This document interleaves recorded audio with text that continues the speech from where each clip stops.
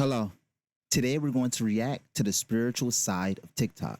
We're going to watch the videos and I'm going to explain it so easily a baby can understand. Let's get into the video. Here's the thing, right? In life, when you're on the path of elevation and ascension, you have to be okay with being alone. When I say alone, I'm not saying just be alone for a day, an hour, a couple days. Nah, you got to be okay with not talking to anybody, focusing on your craft, what you're doing to help make your life better. Sometimes you got to be cool with not talking to anybody at all, but maybe just yourself. I've learned on this spiritual journey, you don't need anybody but yourself, really. So what he's saying is, when you start to elevate, you will lose friends, you will lose family, you will lose close ones. So it's best to get in tune with yourself and understand yourself, because you will be alone during some parts of the elevation, because your path is taking you to a new form of energy, to new people, to new friends, to new family. You just have to trust the path. If y'all about to be so successful that you will have to ground yourself. You will have to ground yourself for the things that are about to come into your life.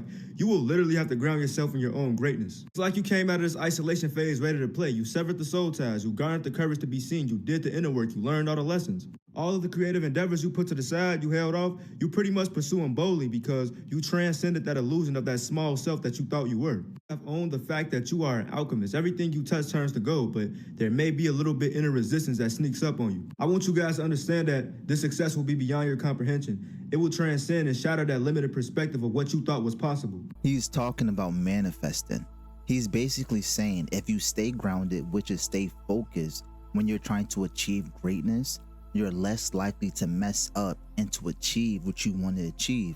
All you have to do is stay grounded and aware of what's going on to bring forth a bigger and better you. But what would you do if you potentially can't get outside and it's very, very cold? You going through a snowstorm or something like that. How would you ground? Well, some people will pick up some crystals, some grounding crystals. Crystals like jets, black tourmaline, black obsidian, black kyanite, any black or earthy tone crystal, hematite. And they will tap into the energies of these crystals in order to see how these crystals keep themselves grounded so they can have the remembrance of how to keep themselves grounded. The way that I believe crystals should be used, let's say you're meditating or you're in a trance, you should use the crystals to help the brain quickly respond to what you're trying to focus on. Let's say you want to focus on the heart chakra, get a crystal for that. Let's say you want to focus on the sacral chakra, get a crystal for that. Let's say you want to focus on the third eye chakra, get a crystal for that.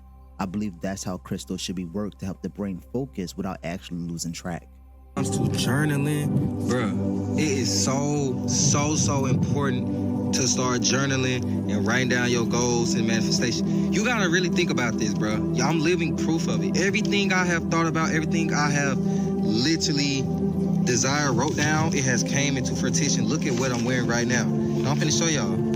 Literally every single thing that I wrote down on here has been achieved. This is the only thing that haven't been achieved, and it's all happening right now as we're speaking. What he's saying is you should write down your spiritual journey. You should write down what you want to manifest. And by doing that, you will stay on top of your journey and know exactly what you want to manifest to create a better outcome to manifesting your goals. You can meditate all day and connect to source, but if your feet aren't planted and your body isn't strong, you're not grounded, period. A lot of people get lost in the spiritual clouds. They chase light codes, angel numbers, downloads, but neglect the temple that holds it all together, your body. The gym is sacred. It's not just physical, it's energetic. When you lift something heavy, when you push through resistance, you're literally anchoring divine energy into the earth. Strength training is grounding. He's talking about the root chakra, survivability, stability. He's basically saying that you should work out, you should focus on your physical health, just your physical well-being, and become an overall physical person, because that's the energy of the root chakra. And if your root chakra is unbalanced, you are not grounded, because the root chakra is all about being grounded, especially in the physical world. By making contact with the ground, you are basically broadcasting your energy, your information to the whole planet. This ground that we look at every day, that we take for granted, as you can see, plants are growing out of these grounds. There's insects, there's a lot of living things that use this ground to live. And the ground is like an information highway.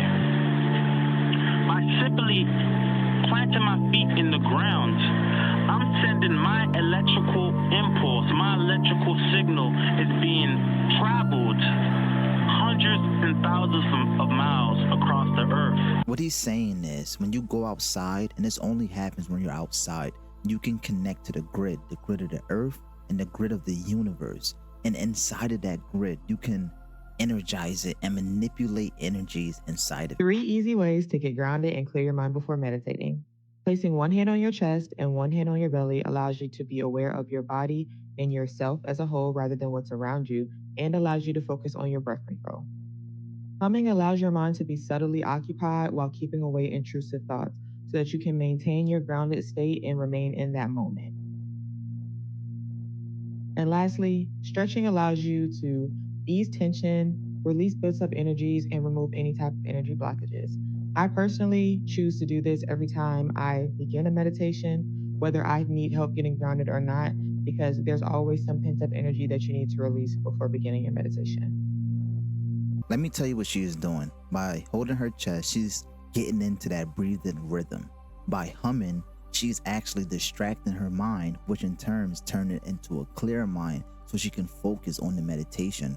Now, stretching helps you because when you meditate for long periods of time, your body, your legs will start to ache, your back will start to ache. So by stretching before the meditation, it allows you to stay deeper in the meditation for long periods of time. You're a piece of the gods, man. Look, it's not only enough that we talk about it, we also have to live it. As you see right here, this is my tent. I done went to Walmart and got me a compatible tent to sleep outside of my backyard so that I can stay in tune with the earth. Now, if you go on Google, here are a few reasons why it is important to ground or stay connected to the earth. Here's why.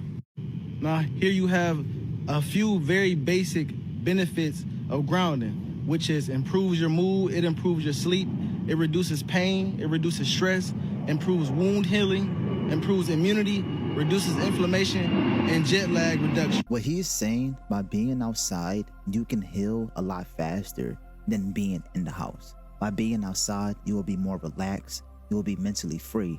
You can also sunbathe. You can just be a part of nature. You can forget that you're even sick. Being outside is an amazing thing and it's great for the mind. It's the best way to heal.